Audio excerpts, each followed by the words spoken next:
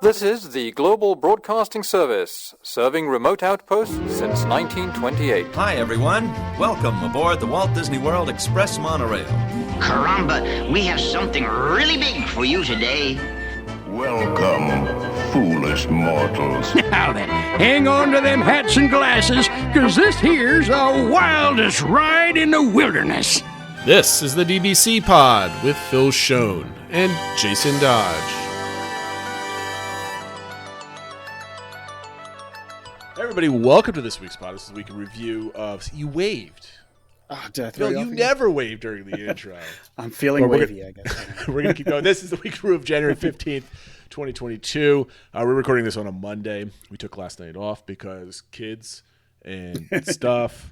Yeah, we're all dads here, a bunch of kids. So we just like, you know what? Instead of doing it a little bit later, let's just take the night off and just have a couple extra drinks into this Martin Luther King Monday. So before we get into anything else, I haven't really been paying much attention to Discord this week because I sadly had to cancel my upcoming trip in a month. And I tell you, untying and untangling reservations is a pain in the butt. Beyond being depressed, I think it was the right choice for me and my family. Oh, for sure. My wife is anxious about COVID, as anybody could realistically be, and we have a 4-year-old that's not vaccinated. So you know what? We don't want the happiest place on earth to have a memory of where you got COVID. So we're gonna pass on to another time. My sister, my parents are still going, so that's where my jealousy actually lies. They're all vaccinated. My parents have had COVID, but not just the OG COVID. And then my niece got COVID last week. So all vaccinated, everybody's good and everything else. So it was basically she got to stay home from school for a week and like eat snacks and watch movies. So that was the extent of just being sick when we were kids and watched Price is Right. Not even that. Like she had like some kind of like congestion, and that was it. So thank goodness for the she's fortunate, nothing more than the sniffles basically. That being said, I had 2 reservations. My sister had a third, her own family. Hers was a hotel only reservation. She's an AP right now. Right. So she had to pay like what is it for hotel only? You have to pay like at check-in or like the day before or within 48 hours or 5 days or something like that. There's a window, a very short window before the trip. So you could cancel a lot closer to actually going. I had 2 packages, so that means you have to pay in full as of today. Today was the date to pay in full. And so we talked to our travel agent, who's been great up until now, but my travel agent doesn't know how to hit reply all to the email chains. Like, we don't do this over the phone. It's all through email. And she's very quick, but she got everything, one part canceled, the other one just my parents on it.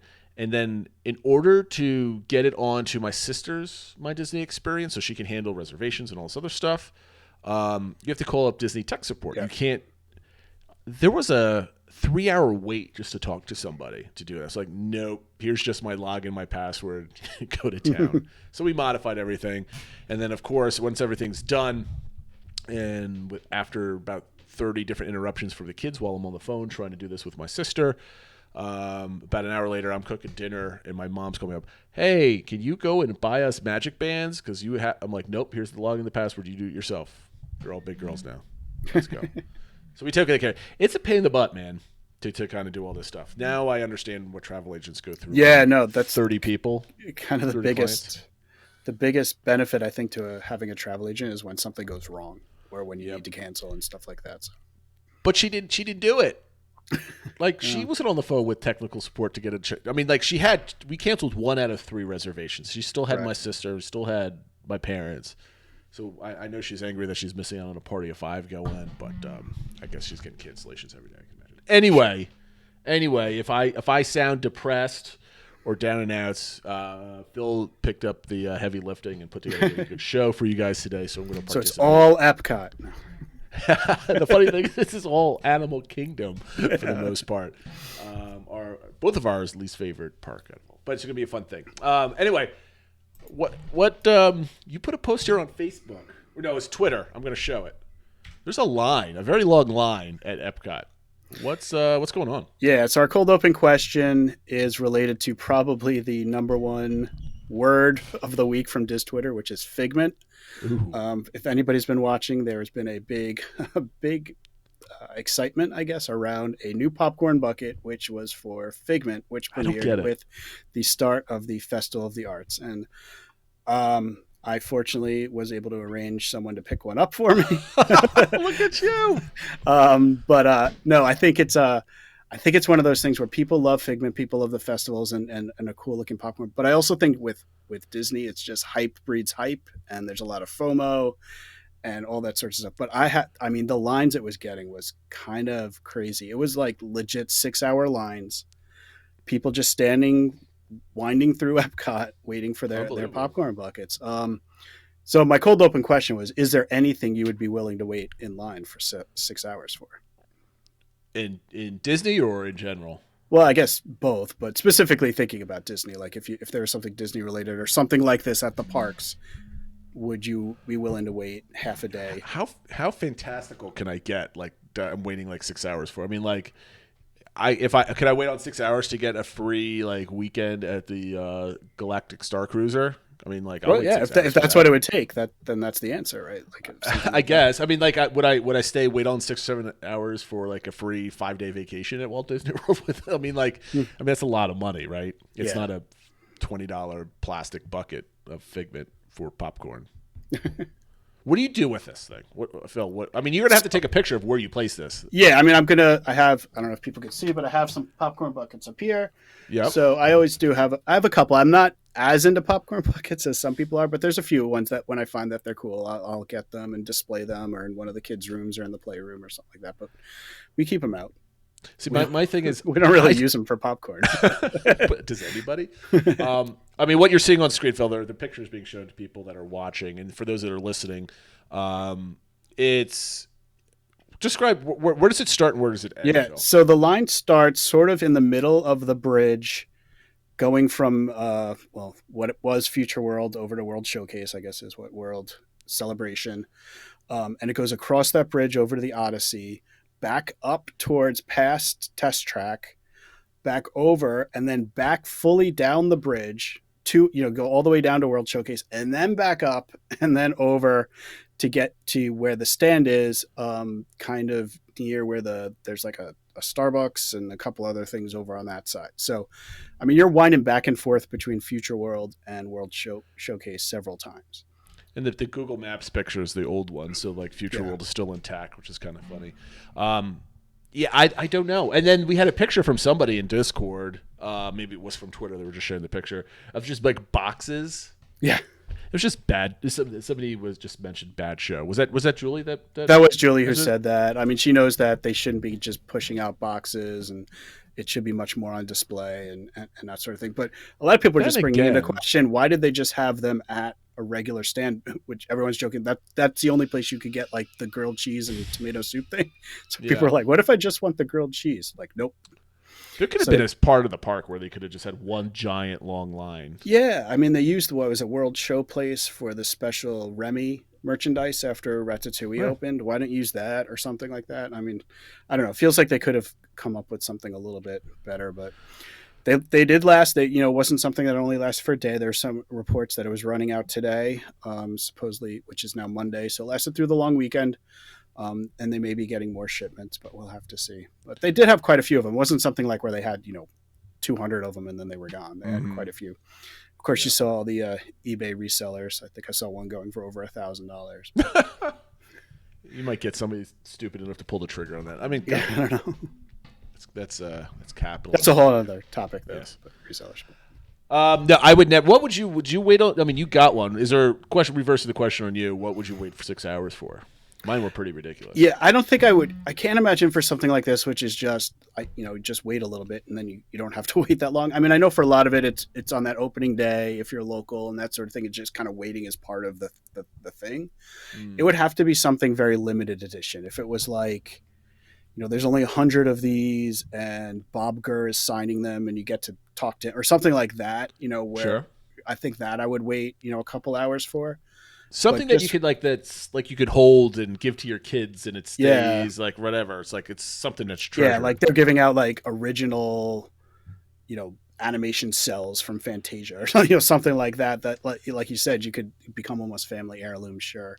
Or they're taking down the mural of the Epcot and they're handing out tiles or something. Right? Yeah, the Mary Blair mural. Here we go. Something like that. We did wait, I have to say on the 50th, my son wanted one of the special 50th popcorn buckets and he was willing to wait. We waited about an hour and a half. It's not terrible. But yeah, that's a big difference than like 6 hours. That's a day, man. Yeah. All right, so we're going to move on to the DCI. Let me flash it up here on the screen for those that are listening at home. We're at 78.77. I know there was a couple different updates. What was it? It was just some sightings and some characters and stuff like that. Were some characters and entertainment back, which is good. I think he found some boat launch that was missing that he forgot to include, so that brought us back down a little bit. But there's always nice to see more sightings and entertainment coming back, so that's good. So we're nearing in on 80%, but not quite there yet. We're very, very close, very close. All right, so topic for the day. This was we were talking about this last week. It says, why don't we do some more armchair Imagineering? And I'm like, I'm always down for spending other people's money in parks, right? So why don't you set it up, Phil? This is your brainchild. Yeah. So the topic for today, as Jason mentioned, is some armchair Imagineering, and I have two topics, so we'll see if we get to both of them. But the first one is one that people are talking about a bit on Discord, but I saw a lot of it even on just regular social media, Twitter and Facebook and stuff like that, related to the latest movie that you probably have heard your kids singing a song from it, Encanto. People saying, it seems like a big hit. People are loving it. And then there was a post going around, it'd be great to use the ride system from Mystic Manor, but you make it as the house and that sort of thing. So it kind of got around there, like what would be a good way to get Encanto into the parks, and which park would you put Encanto into? So that's kind of our part one, is thinking about what would we make for Encanto and where would we put it? So obviously we have to think about this logically, right? Yeah. So Disney Hollywood Studios would be an interesting place to put it, but I would have to say no, because there's probably no updates to this. Encanto's not going to be a franchise. I think any land that goes into Hollywood Studios has to be a franchise, right? They have to be multiple movies. It's kind of something that you want to throw all together. I think that's kind of... I also feel like Hollywood Studios is for when you can't think of a reason to put it elsewhere. And I think there are reasons to put Encanto elsewhere. So I would agree. But I think for future Imagineering or armchair Imagineering, I think Disney Hollywood Studios is for franchises, not just movies, but franchises. Okay. You can make the argument. I think you can eliminate Epcot. It just doesn't fit. Unless you want to stick it in like an Epcot pavilion. Well, I think that would be the one option people were mentioning, was if they added a Columbia World Showcase pavilion, then obviously it would fit perfectly there. But so now you're basically saying we're putting in a new country pavilion for the attraction for the movie. Yeah, I mean, I'm all about adding things to any parks, but Epcot's got a lot of their own problems right now. But I also don't like the precedent that every single pavilion has to have a Disney movie ride in it, and that's just kind of going to take away from what Epcot World Showcase is, even though they've got Remy, which is nice, and then they got Frozen. Right, but they didn't make France to fit Remy, right? Well, I mean, even if there was a Colombian pavilion, right? Let's just say that. Let's say there's a spot that they could put it. I don't like putting it in Epcot only because I want to keep Epcot a little bit more closer to the adult area, where it's more food and drink in the World Showcase, culture, and I don't want the precedent where now we got to put a movie ride, and so now like the World Showcase is going to be all about 10 different rides, whatever it builds up to be, plus all the restaurants, plus all the festivals. I think it'd be too much. I don't think it's good for that area of the park. So that leaves two parks. You can make an argument for Magic Kingdom. If this is not assuming that we do not make it a e-ticket attraction. Right, so you could replace the circus with something like this. That was actually my idea for Magic Kingdom. Encanto is kind of a protected area outside of the town or whatever, so you could have this be the area outside of Fantasyland and you could have a couple small attractions related to the house. I think a lot of play areas and stuff like that. So you've got the two different parks, right? You got Animal Kingdom, which there's really no animal in there, but it's preserving the land type of thing. So you can maybe like squint and kind of put it in there. But I think Magic Kingdom is the place, only because primarily that park needs more attractions that aren't e-ticket, right? We need more people eaters that people actually like more dark rides, right? So you could put two different dark rides in this type of whole land. I mean, the house itself speaks for itself. What you could do with it. Sure. I like the Mystic Manor idea. I think that's awesome. And which if you haven't seen ride videos of that, it's basically it's kind of their version of the Haunted Mansion, except it's a magical house that's connected to the Society of Explorers and Adventurers, but magic comes over and it kind of enchants everything in the house, and you're kind of moving around and seeing everything move around, which basically is what happens with the Encanto house, in that you could have the floorboards moving the vehicles around and things coming to life and stuff like that. So it would fit the ride system very well. Side note, you could make the argument that the Magic Kingdom is becoming a museum of itself, of not representing anything in pop culture or anything else, because Tomorrowland is a dying style of what the future might have looked like from like the 50s and 60s type of thing, right?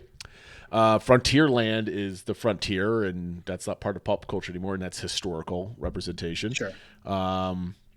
Now you've got the circus. No one knows what a circus is anymore because they don't have them. Like there's no more animals. Not like it used to be, sure. Yeah. And even if there are some kind of running around, they're not going to be here for very much longer, right? Because they're passing all sorts of laws for animal safety and care and stuff like that. So adding more fantasy to it, I think, would be good, because kids in, let's say, 20, 30 years from now, they're like, what's Frontierland? I don't get, because unless there's a revival of Westerns between now and then, that's going to be completely, super back in history, like 150, 200 years ago type of thing. You're going to have the circus. They're not going to know what that is other than old cartoons and shows that they might have dredged up from time past. So I think a replacement for the circus might be nice. I mean, we could sit here and say, do they ever replace the circus? I don't think they ever replace Dumbo. I think that's the problem. That's the only thing that's keeping it from changing. Anyway, that just popped in my head, and now I'm rambling on and on. So are we? I'm agreeing. Well, I think that the other area would be Animal Kingdom. I've talked before about changing Dino Land into a South America area. So Encanto could be one of the attractions there, as Up could be an attraction there. I guess so. There's a lot of animals in Antonio's room and stuff like that. So I think it could fit. But I think, one of the commentaries that was going in on social media was people are like, oh, it's South America. It's got animals. It's got, people of color. It's got to go in Africa. It's got to go in Animal Kingdom. And I think, that needs a little bit of pushback. It doesn't need to go there. Like, I think you just came up with why Magic Kingdom, it would be a better location than Animal Kingdom. So, I think it could fit in Animal Kingdom. I don't think that needs to be like the default just because it's involving, people from South America and animals and stuff. The one thing in Animal Kingdom, I do not think we need to take away the relaxation area with two tables. With two tables. Phenomenal. They got promoted to that. That's amazing. So where Primeval Whirl was now was stroller parking, and then what was it?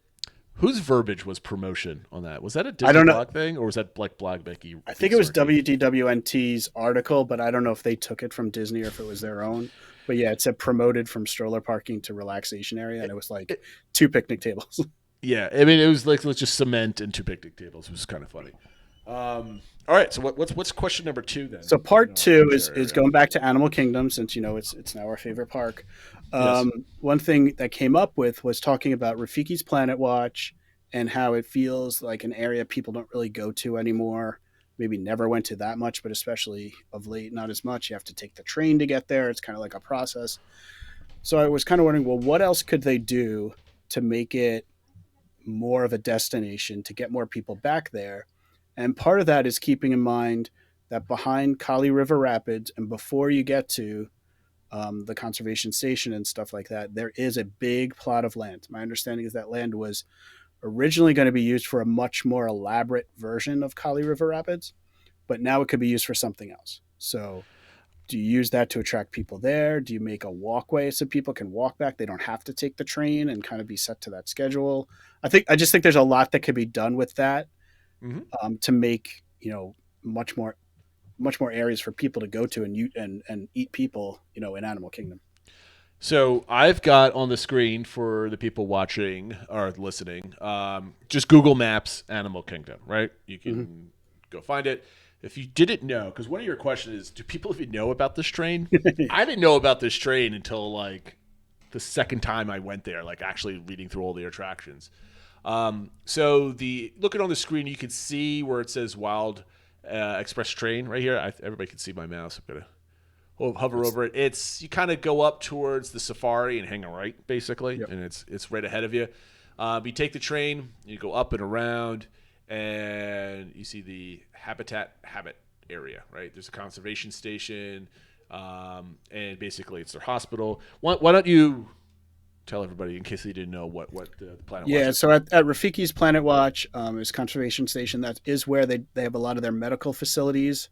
And I don't know how much they do it now, but they used to have a lot where you could watch them do procedures on animals, whether it was animals that were sick or just kind of getting checkups and stuff like that. So that was always a neat thing for kids to see.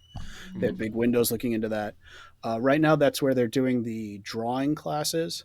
So where they have learn to draw Simba or what it is, they hold them there. And then there's also the affection station, I think it's called, or affection section, where it's like the petting zoo part. So that's where you can pet the baby goats and stuff like that. So there's a couple things out there, and I know a lot of people really love it. I know there were some of the Wilderness Explorer badges were earned out there and stuff like that. So there's a lot of people like, this is part of our trip. We go there, we spend time. It's a little bit of a downtime. I mean, it's kind of almost similar maybe to going to like Tom Sawyer Island or something like that, where it kind of feels separate from the park a little bit. But there's not, e-tickets there. There's no real attractions there other than the train. So it's not like you're not booking a Genie Plus Lightning Lane to get there or anything like that. So do people, how many people even know there is a train? Everyone jokes that the Magic Kingdom Railroad is down, but there actually is a train still running at Walt Disney World. But what would we do to make it a little bit more exciting for people to go to and draw more people back there? So are we trying to attract adults or kids, or are we what I think anything, whatever we think is the best use of that, and maybe something that isn't, wouldn't cost $1 billion, right? Like something.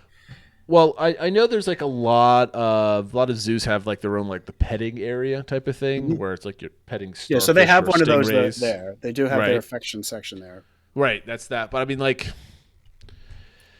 it's not really an attraction. It's more of like you seeing professionals actually work. It's like the backlot tour a little bit in the old MGM studios, right? So, I mean, without adding an actual attraction back there, I don't think there's anything you can add to it to get more people back there, because there's professionals working. People, that's their job is to be like veterinarians and caretakers to the animals and stuff like that.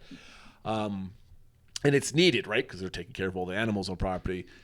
Is this where we see a lot of video from that Disney Plus show where they're taking care of animals and stuff like that? And I don't know how much of it is from the parts that are on view from the guests, but yes, this is where the medical facilities, or at least some of them are. I don't know if that's where they do the large animals, but at least a lot of the medical facilities are there. So, I mean, if you want to see behind the scenes, you can see it.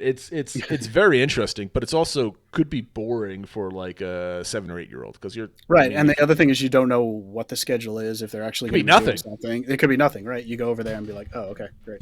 And because of that, I don't think you could add an attraction with like the maintenance and all the noise and everything else like that, because that'll be disturbing to the animals. So I don't think you can do anything on it unless you want to, and it'll be tough to like expand the railway to kind of like you stop here and then maybe there's another one going through something else. But then again, the train's going to disturb the animals also at some point. So I don't really think you could do anything. Do you have any ideas what you could add? Well, the only thing I could think of is something with that land behind Kali River Rapids. Put in a smaller attraction. Well, I wasn't going there yet. You were going. I thought you meant the structure itself. Oh, the structure itself. I don't think there's too much you could do there. They do have some character meets there. I think you can meet Rafiki and stuff, so maybe you could beef that up a little bit.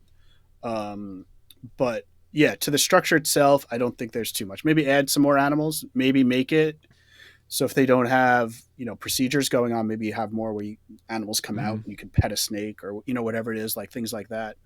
But I don't think there's tons you could do at the actual Rafiki's Planet Watch. No, okay, I'm in agreement because you've tricked me because you have 2 bullet points into this question. I'm so sorry. Let's go with the second. So the second question that you were leading at, and I'm going to let you go first, is there is, for those that are listening, there's a huge area. If we had some time, we could probably calculate the square footage of it. But just from a sense, it's probably about 2.5 times bigger than Discovery Island in the animal kingdom. Yeah. Just space itself, and it's right now it's basically wide open from the satellite view. There's just some barns for like storing of like containers and trucks and stuff like that. It's all open ground, right? There's nothing there. It's right behind Cali River Rapids.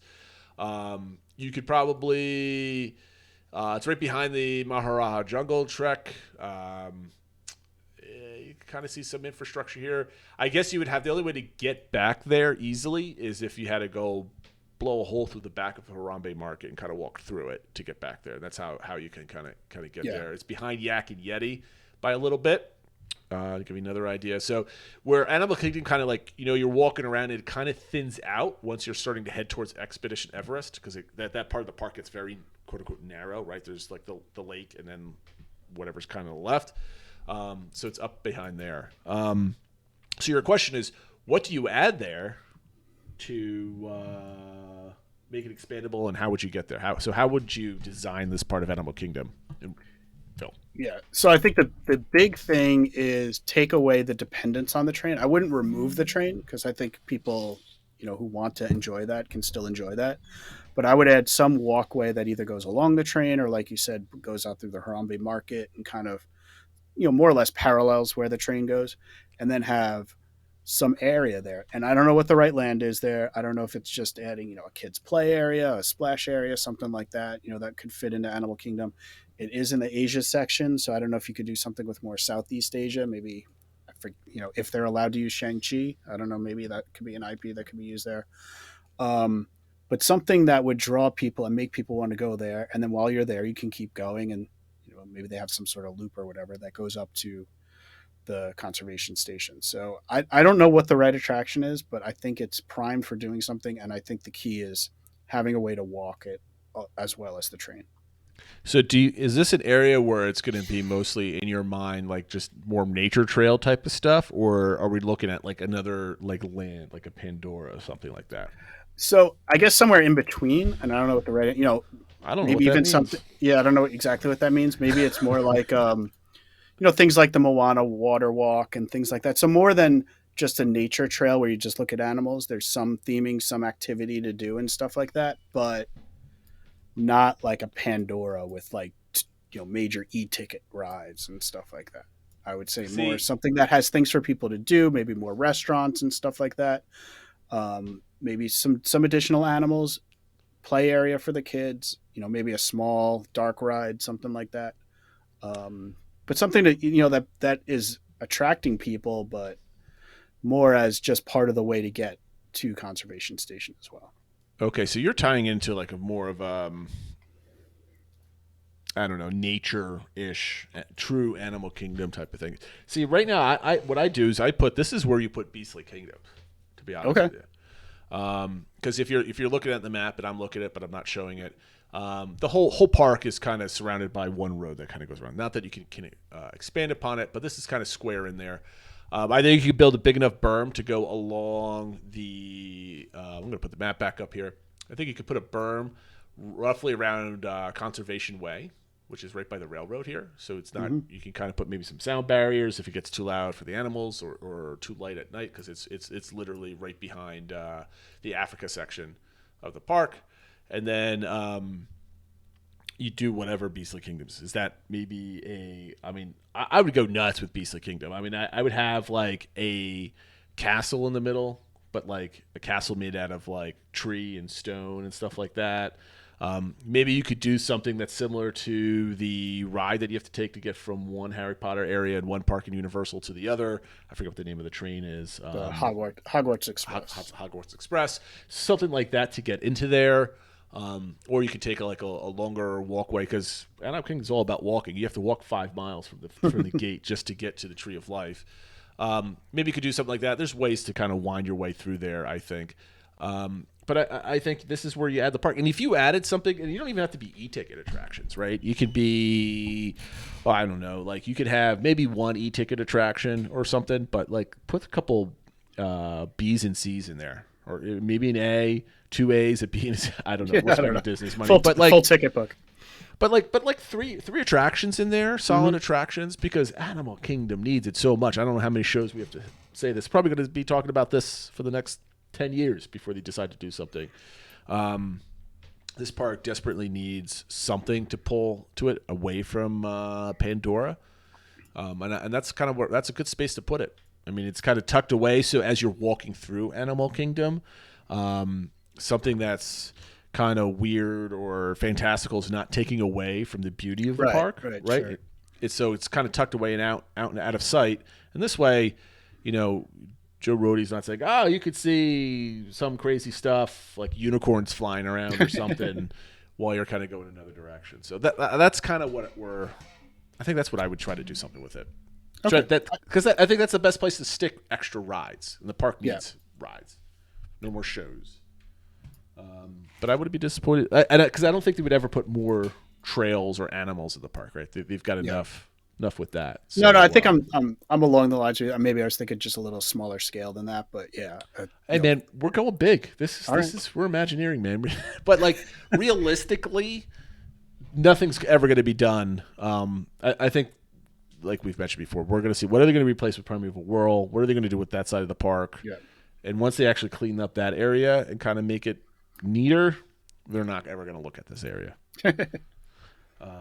Unless they want to build a new hotel with, inside of a park and with views and stuff like that. But I don't think there's access points to get back there anyway. Okay, so are we done with this section? I think we're good. Oh, man. So what are your ideas, guys? Put them out there. Leave them in the comments. Like and subscribe to this video if you're watching. We appreciate that. It helps us out. But what would you do with this section of the park? Is this something that would be appealing to you right now going to Animal Kingdom? Because I think most people go on Flight of Passage, go on safari, walk around for half a day, and then they go back to the hotel and go swimming or something like that. That being said, before we get to attractionality, what is our social media? So a reminder of our social media accounts is, as Jason said, we are on YouTube at the DBC Pod. Please comment, like, subscribe, tell your friends. And we are at the DBC Pod everywhere: Twitter, Instagram, Facebook, and then of course our Discord server. Yes. So this week's attractionality, I'm trying to get it loaded up here, Phil. Why don't you do the reading this week? Okay. So this week's attractionality is Goofy's Barnstormer. With the wording of "It is just plain fun." Make your way to an open-air barn where Goofy, known as the Great Goofini, performs his world-famous aerial stunt show. Climb aboard a wacky stunt plane and hold on tight as you take to the skies above Fantasyland. A staggering series of stupendous stunts. Ascend to the top of a wooden observation tower, then brace yourself as you swoop through the busy barnyard, darting and soaring before landing safely during the grand finale. It's a goofy good time for kids and aspiring pilots of all ages. I love this attraction, Phil. I mean, I don't fit in it, but I love it. But because there's a couple different reasons. So question number one is, how much do you like the concept of this attraction, which is the junior coaster themed to Goofy's magic? Does Goofy have magic? Yeah, I don't know why they said Goofy's magic, but Goofy, I guess, themed to Goofy and fitting in Magic Kingdom or whatever. Yes. So I gave this a 4. I like the concept of a junior coaster. I know at Disneyland they have Gadgets Go coaster and stuff like that. So the idea of a smaller coaster somewhere in Fantasyland, I think it fit better when it was part of the Mickey's Toontown and stuff like that. But yeah, I think the idea of a junior coaster themed to Goofy or one of the Fab Five is a good idea. I love the concept. It's a very tight and compact ride, right? Mm-hmm. The lines are never very long, and it's great for those little kids that are seeing Mine Train type of thing. I'll talk about how it delivers in question 2. I just think, going back to the circus in Magic Kingdom, you could if they were ever like change the theme of it, you can easily stick this in almost any other theme. Like there's really very little theming other than a couple signs that could prevent it from being something else. Unfortunately, with railroad being down, because this is right by that area also. I always think about the circus like the back end of it is a dirty part of the park, right? Because it's got a tree, it's got like this kind of structure that you can kind of like charge your phones and kind of sit, right? But it looks like all shady. It tends to stay wet because nothing dries back there. Yeah, it's got the water play area and stuff. And then you got the big the meet and greet tent, and then you got the merch tent all right there. And it's always claustrophobic back there. Anyway, that's why I like, because it adds kinetic energy to that part of the park, right? It's one of the most exciting rides beyond the Dumbos. I think if you mirrored this, it was on the other side, I think the area would look better, because now you have parts on both sides of that area, right? And in any case, I love the concept. Question number 2 is how well do you? I gave this a 5, by the way. How well do you think Barnstormer delivers for its target audience? So some of these I gave probably lower scores than others. I gave it a 2. I don't think it. I just think the execution isn't great. It's a rough coaster. I have never hit it with a short line. I've never seen it with less than a 30-minute wait. And so I just think it under delivers for what it is. I mean, I know when my kids were real little and they could just make it, they didn't really like it because it was so rough. I think there's other newer, smoother coasters that are better first coasters now than it. So I just don't think it. I just think the execution isn't great. So this has been I gave this a 5 because I'm playing the nostalgia game on this. This has been all of my kids' first roller coaster. And it kind of wet their whistle a little bit on a track and going up and down. It's not very steep and it's very quick. I do get your point, though. If you're waiting more than 20 minutes for this, it's over in like 10 seconds, right? Yeah.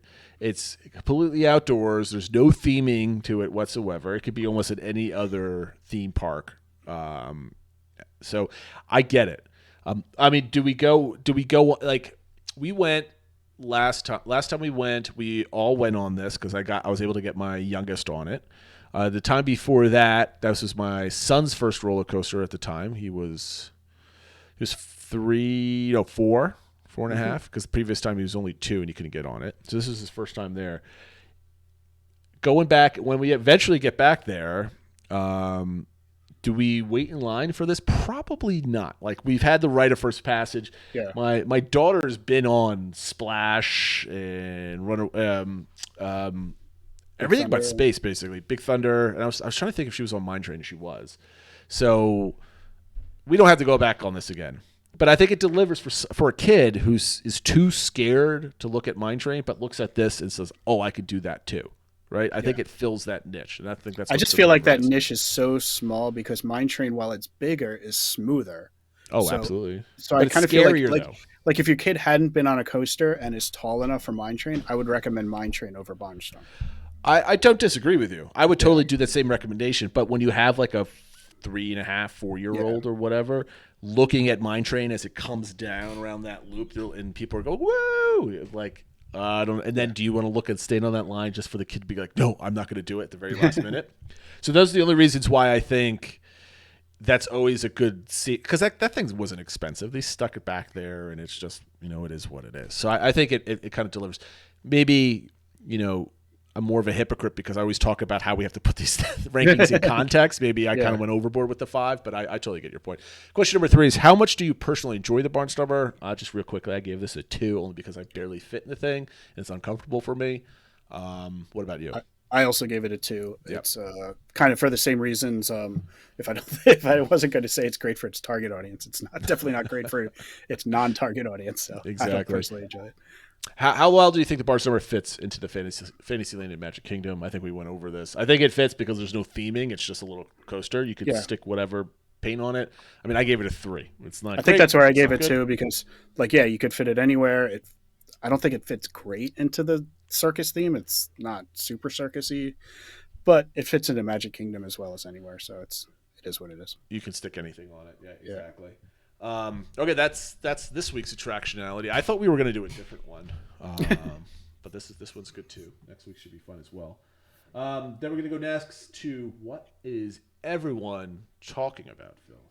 Yeah, so obviously a lot of people are talking about Figment, but another thing in Epcot got people talking too, and this was something completely came out of nowhere. Nobody was expecting it until they announced the day of the start of the Festival of the Arts that they were going to have a new nighttime show on Spaceship Earth using the lights that were added. So it's great to see the technology used for something else. And they were going to be using it with the Muppets singing Rainbow Connection. And so anybody who's a fan, you know, there's a lot of Disney fans that are huge Muppet fans feel it's underrepresented in the parks. I think most people feel like the lights on Spaceship Earth are the one good thing, like with the 50th, that everybody agrees is a good thing. I like the lights on the monorail. I think that. Yeah, those are good too. Yeah, actually, people do like those too. So everyone was kind of like pretty excited about seeing it, and I think it was done really well and stuff like that. But I did also see some comments saying like, "Oh, okay, all you Epcot pure in Epcot, why are you okay with there being Muppets in Epcot now?" So I don't know. Did you get a chance to watch it? Have you seen about this? I didn't know what your thoughts were of the show in general, and then kind of your thoughts of the Muppets versus other IP being kind of viewed okay as for Epcot. All right, I'm not an Epcot purist by any means, right? So don't get me wrong. And I'm sure I haven't seen it in actual motion. I've only seen the stills that you provided, like on a news site or on Twitter. I've seen it come across. I think it's great. I mean, like anything that makes the weenie of the park shine. Exactly. All puns intended. I mean, like I'm looking at the shot, and I've only seen it light up from like the Harmonia shots and stuff like that, and it's at night. I mean, this has pretty good clarity, and it's kind of dusky in the image. I don't know if it's in the middle of the day or it's just the filter that's on the camera on the shot that's being shown on the screen right now. I think it looks wonderful. And in regards to Muppets, I mean, I don't care. Muppets are cool, right? Muppets could belong anywhere. I mean, I think you're like, you put Muppets in anything and you're having a good time, right? Yeah. Anything that could bring the park to life, man. I mean, like Epcot's so damaged right now that like anything that makes you smile and go ooh and ah is always a good thing. Yeah, I agree. And it's for the festival. It's not permanent or anything like that. It's not like the Muppets are permanently taking over Spaceship Earth or anything like that. But yeah, I think it's just a well done. And I love that they're going to be using these lights for different things. I hope every festival has some sort of special show for it and stuff like that. They had the holiday overlay and stuff like that. So I think it's great. As far as IP and Epcot in general, I'm supportive of it when it adds to the story or adds to what's trying to be accomplished in Epcot. And I guess, Rainbow Connection and stuff like that, it kind of fits with the festivals and Epcot and stuff like that. But like I said, I think if this was a permanent change, I might be like, I don't know. But for the festival, I think it's wonderful as a temporary overlay and addition. And it's just, like you said, it brings a smile to people's face. So. I think Epcot would be well represented or it would be better made if they can work off that dynamicism. That's probably not a word. The ability to change things and have like the festivals, right? There's going to be festivals throughout the year. Maybe you squeeze one in here and there from the ones that are there traditionally. But it's all about, I don't know, when I think about Epcot, I think about things that are constantly changing. You go in, there's always a festival overlay to the parks. There's always some kind of entertainment going. There's the true mainstays, but the food's always changing. The drinks are always changing. And I think they should really dive deep into that. Stop building, I'm coming around. Why is Guardians of the Galaxy going to be in there? I mean, it fits in with the area that it's in, but like people are now lined up to go to attractions, right? And I'm not necessarily need to be informational or educational or anything else like that, but I think they really need to do put in infrastructure to allow them to change things, even as simple as lights, right? You can do a different show. You can always play. I mean, it's cheap, right? You just have to have somebody to make the magic and then engineer the lights to kind of coordinate with that. But given the grand scheme of what things that Disney can do, that's relatively easy for them, right? This is not, we're not having some guy, animating his Christmas lights outside of his house to a radio station type of thing, which apparently our friend Ryan Teets does. I didn't know this. Didn't he share some stuff that his family goes big time with the Christmas lights. I say we put him in charge of getting. Let him do the next show. On the Tree of Life. Oh, there you on go. His favorite park, right? Get the lights going. But yeah, I mean, I think Epcot. I mean, you heard before when I was saying about IP in the parks, right? Mm-hmm. You just got to do. I mean, I'm all for shoving as much IP in every single park as possible. That's fine. I'm not against it because the IP comes from somewhere, right? It does. If it's not a movie, it's a book somewhere, right? I mean, or some kind of sketch that they've done, or what have you. So, right. And even if it's new, it then becomes IP. Right? Exactly. I mean, everyone's talking about Figment, like, well, why is Figment okay? That's IP. It's like, well, yeah, but that was created for the park, for a corporate sponsor. So it's like everything kind of has a different source, but it becomes Disney IP. Yeah, so I'm not a stickler for IP. I get frustrated when people's like, why don't they come up with original ideas for stuff at the parks? Well, they came up with an original idea for a movie, and now they're just putting it in the parks. I mean, I think sometimes you could go the other way, though, right? You could, like, let's come up with a great attraction and then have a movie off the attraction and things like that. Like they did Mystic Manor wasn't based on anything really, and that could become a big franchise and things like that. Could be. So I'm fine for either way, right? Like, I'm not just make great attractions. Just make something that's fun where I'm spending $10,000 to go to your park where my kid's going to be happy walking around Epcot. Exactly. I'm going to be happy walking around Epcot no matter what because I've gotten a margarita or two and a couple beers here and there. I'm having a good time as long as it's not the flashing hot, lights it's are not pretty. Then. That's it, exactly. Ooh, pretty lights. But yeah, I think. Epcot's going to be interesting over the next 5 years because of all the canceled plans and how much are they revitalizing them? How much have they shifted based on people and demand for stuff, right? They could have said, oh, this was a good idea, but this would never work today, right? There's no demand for it. So we shall see. We're going to wrap up the show. This is one of our shortest shows. We're just up on 45 minutes, which I think people might be thankful for. We have a DVC recommends, Phil, that you found. Bad Figment sketch. I didn't get a chance to look at this. What is this? Okay, so through all the hype with the Figment popcorn buckets, there was all these people listing popcorn buckets on eBay. Like, okay, yeah, I went there, and now you can buy it for me for $200 or whatever like that. But all of a sudden, in the middle of it came up, people were drawing really... Well, some people did good ones, but a lot of people are doing just bad sketches, like really quick sketches of Figment, throwing it up on eBay and saying, look, you can't get a popcorn bucket, but you can get this sketch for $1 or whatever like that. Okay. But a couple of them took off, and one of them is from an account on Twitter. It's Jewel, Jul from FL. And she did this one, but she was very upfront saying any money raised from this is going to charity. So all of a sudden, the bids kept coming up, and it went up to like $600, and then eventually it went over $10,000. But then she eventually found out that those were, not valid bids and stuff like that.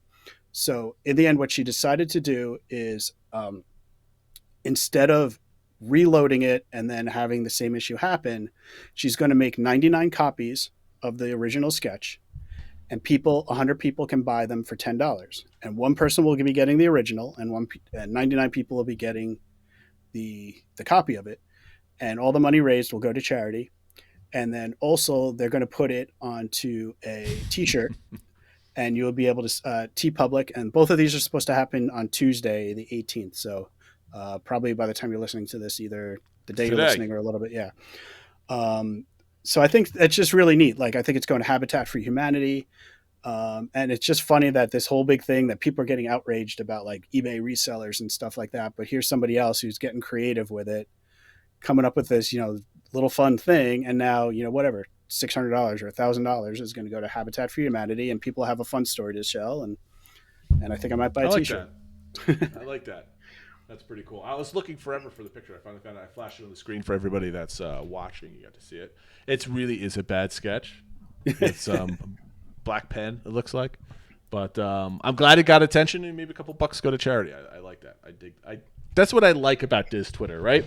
Yeah. Do you know how to laugh at themselves sometimes? And they're always looking to spread some extra pixie dust. Yeah, and that was actually one really nice thing I saw happen quite a bit with the Figment popcorn buckets is people were, because you could buy two. That was when you got up to the front, every person could buy two. So if there were, 3 people in your group, you could collectively buy 6. But people were buying, the max they could, and then going back to the end of the line and just giving one away. And that's awesome. So there were a lot of little kids that were waiting in line. They were just like, here. And I saw multiple reports of that. And so I think, it's all craziness. It looks really, kind of crazy to outsiders. People waiting 6 hours for a popcorn bucket. Yeah. But you see some nice stories coming out of it too. And just, the quote that's going to be on the t-shirt is, anything is art if you use your imagination.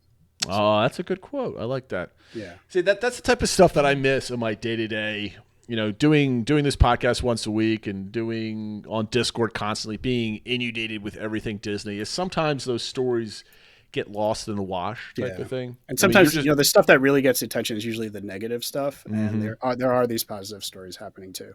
You just got to know where to look. I just hope we got to find a way where we can find or get people to send in positive stories, whether it's your own or things that you read about, and we'll tell a positive story once a week. I think if we find them, I think that's a good thing. I hopefully we could find one a week, right? To share. Hopefully somebody's being nice out there in the 7 days in between the show. Maybe we'll start collecting that. Yeah, at least have a couple backup ones in case a week goes by. So send them in. Send them in to all the social media areas that Phil has shared earlier today. All right, Phil, I think we're going to wrap it up there. All right. Guys, thanks for listening. We'll be doing a Book of Boba Fett show in a few days. See if Boba Fett gets any smarter. I don't know. If you want a different format to that show, let me know. It's just basically me and Phil, or mostly me, just rambling on and on about Boba Fett. And I'm kind of curious. I also just watched Eternals finally on Disney Plus. I wasn't going to the movies for that one, and I strangely liked it very much, more than I thought I would. And I would enjoyed it too. Better review. It didn't blow me away like I was hoping, but I enjoyed it. I think it was a good movie, and it's certainly better than a lot of people are portraying it to be. It's basically a 2-hour prologue for the latest phase of the MCU. That's basically it. It's basically the first 5 paragraphs of a big fantasy novel that you forget you read by the time you're on book 5 type of thing. I just think I think if it was released and its normal rotation would between or wasn't delayed, I should say, because of COVID, I think maybe it might have been made more sense if it came out right after Endgame and stuff like that, or soon to be after it, I guess. Okay, we said this was going to be one of our shorter episodes, and we're creeping up onto an average time here because I'm about to talk MCU. All right, guys, thank you for listening, and we'll talk to you in a couple of days, and then see you then. Take care.